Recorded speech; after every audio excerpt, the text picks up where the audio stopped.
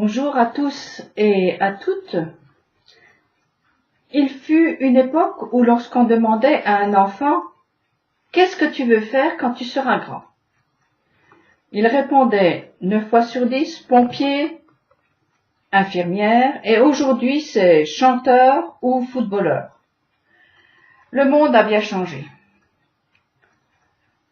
Plus tard, lorsque finalement il faut se décider pour un métier, la réponse est rarement spontanée. Elle est plutôt « je sais pas, j'aimerais ceci et cela, et puis encore cela », pour finalement prendre ce qui vient, sans une conviction à briser les obstacles. Qu'à un cas, le temps passe, avec en sous-couche cette question. Qu'est-ce que j'aimerais vraiment faire? Un coach demandera doctement quel est ton désir profond. Allez donc répondre à cette question lorsque les obligations de la vie de tous les jours vous dictent ces solutions. Il y a même cette promesse, cherche tes délices en l'Éternel et il t'accordera les demandes de ton cœur. C'est bel et bien. Mais quelle est la demande de mon cœur? Moi, j'aimerais beaucoup de choses, des plus simples comme un bon repas, ou plus compliquées comme être heureuse. Mes désirs à moi n'ont pas de fin. L'un est à peine comblé qu'un autre surgit avec encore plus d'exigences. À moins d'être un animal, l'homme désire sans cesse. C'est d'ailleurs ce qui le fait avancer, en bien et en mal. Ce sont les morts qui ne désirent plus rien. Ont-ils trouvé la paix?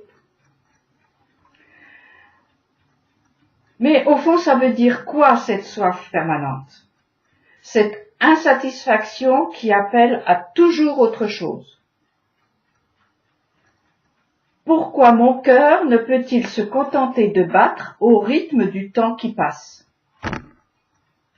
C'est déjà assez compliqué de se faire une place au soleil si en plus il faut tenir compte de critères qui nous dépassent, c'est compliqué et lassant de ne pas trouver la paix.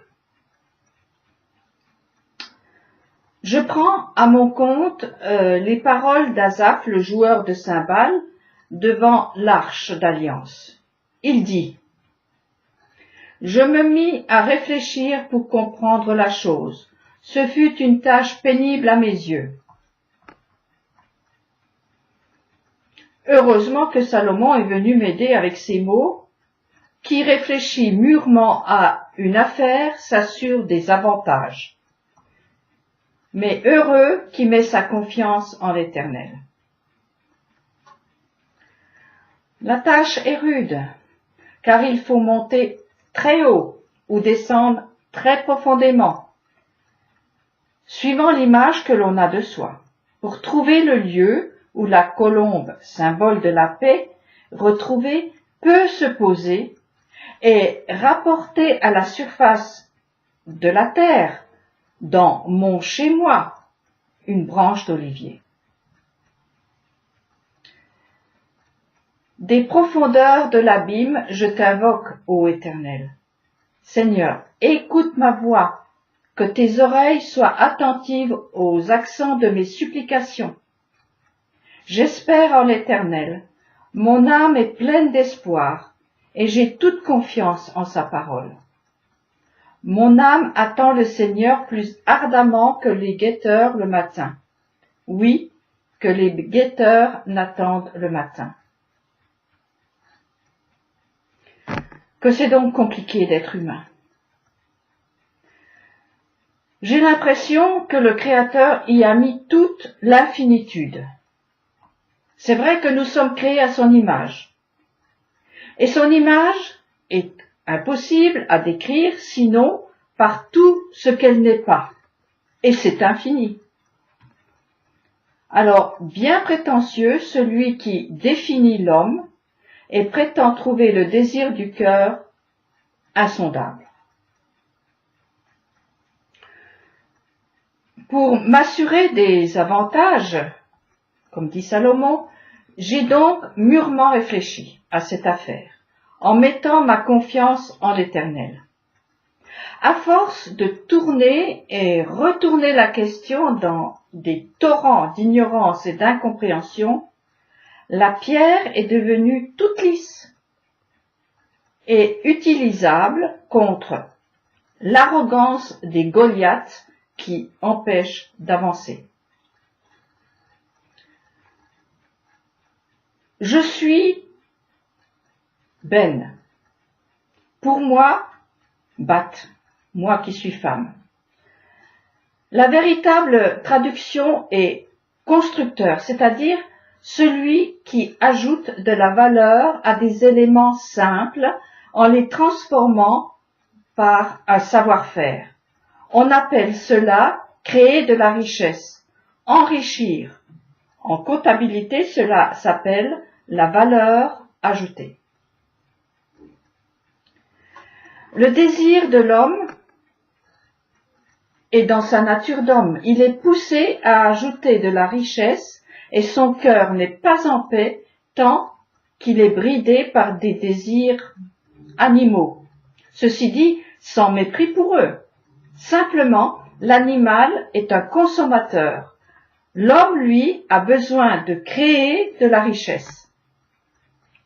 L'exemple le plus simple est celui du boulanger qui prend un peu de farine pour quelques centimes, ajoute de l'eau, presque gratuite, quelques grains de sel, une pincée de levure, de la chaleur, son savoir-faire, son expérience, son temps, sa force. Il a enrichi des ingrédients qui valaient 3 fois rien. Il a ajouté de sa personne, il a donné, il a aimé. Il peut être fier de jouir et jouir de ce qu'il a fait. Le désir profond du cœur humain est d'aimer et d'être aimé, enrichir et être enrichi. Naturellement, je parle du cœur centre de la personne. Le cœur organe va être influencé, comme tous les organes, par la façon dont le centre fonctionne. Nous avons tous des ingrédients à enrichir, à améliorer, à transformer.